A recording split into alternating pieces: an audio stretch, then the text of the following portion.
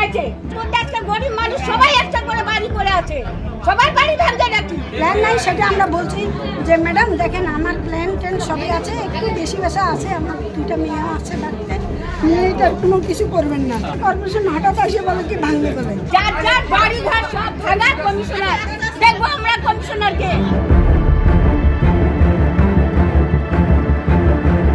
रिक्सा चलाएर कमाई गरेर घर बनाएका थिए, तर उक्त घर नक्सा अनुसार बनाइएको थिएन। हाइकोर्टको आदेशअनुसार सिलगढी नगर निगमले उक्त अवैध निर्माण भत्काइदिएकोमा नगर निगमका कर्मचारीहरूप्रति आक्रोशित बने। नगर निगमका कर्मचारीहरू घर भत्काउन आएको थाहा पाउन साथ परिवारको सदस्यहरू रुन थाले। तिनीहरूले नगर निगमको कार्यकर्ताहरूसित धेरै बिन्ती भाउ गरे, तर तिनीहरूको कुनै कुरा सुनेनन्।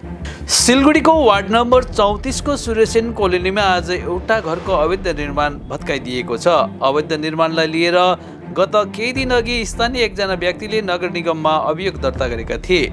यसपछि हाइकोर्टले उक्त अवैध निर्माण भत्काउने आदेश दिएको थियो। यसैले आज बिहान नगर निगमका कर्मचारीहरू पुलिसको साथमा अवैध निर्माण भत्काउन घटनास्थलमा पुगेका थिए। उक्त समय घरको मालिक अनि छरछिमेकीहरूले भत्काउने कार्यमा जुटेका नगर निगमका मजदुरहरूलाई केही समयसम्म घेरेर आक्रोश व्यक्त गरे। यसपछि पार्षद विमान तब्दार घटनास्थलमा आइपुगे। अन्ततः हाइकोर्टको आदेशमा उक्त अवैध निर्माणलाई भत्काइदिएको छ। আমাদেরকে নিয়ে কমিশনার যাওয়া হচ্ছিল, গৌতমদা দেখছে, কমিশনারের কাছে কাগজ দিয়ে যাওয়া হচ্ছিল, কমিশনারও দেখছে। গৌতমদা তখন কর্পোরেশন থেকে এইটুকু ভাঙাইছে জমিটা, সিঁড়িঘর ভাঙাচ্ছে। আমরা মনে করছি যে আর এটা হবে না। ও বন্য পাড়ায় থেকে এই পাড়ায় এসে গরিব মানুষের নামে হাইকোর্টে কেস করলে হবে? মানুষে বলে আঙুর ফল তো বড়, আঙুর ফল তো করাইছে নাকি? প্রত্যেকটা গরিব মানুষ সবাই একটা করে বাড়ি করে আছে, সবার বাড়ি ভাঙতে নাকি? কমিশনার কর্পোরেশন এখনো আসে নাই। গৌতম দেবের সাথে এর আগে কথা হয়েছে, ওদের প্ল্যান পাসটা সব দেখানো হয়েছে, দেখছে গৌতম দেব। কমিশনারের কাছে দেখছে, কমিশনারও দেখছে। তারপরে সিঁড়ি ঘরটা খালি দেখো তোমরা ভাঙা আছে, সিঁড়ি ঘরটা ভাঙাছে।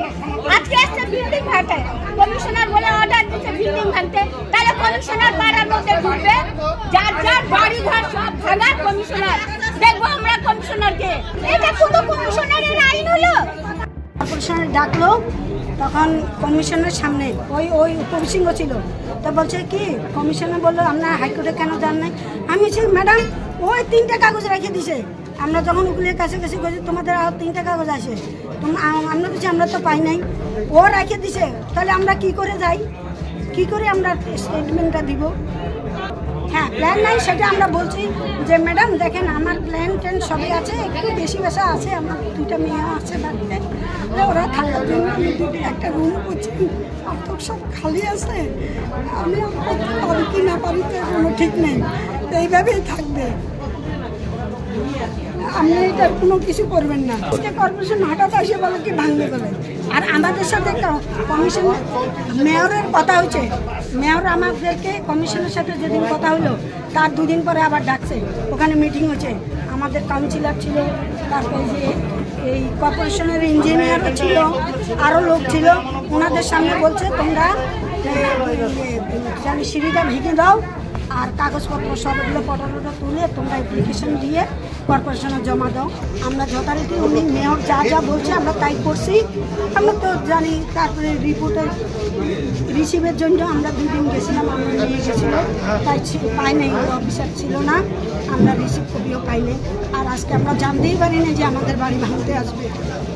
হ্যাঁ, এটা অনেক দিন ধরেই লিখেছে। তো এর আগে চিঠি এসেছিল, কর্পোরেশনে যোগাযোগ করা হয়েছে। কর্পোরেশন থেকে বলেছে নিজেরা যদি ভেঙে দেয় তাহলে ভালো, তাই ওরা নিজেরা ভেঙেছে, খানিকটা ভেঙেছে আপনারা দেখতে পাচ্ছেন।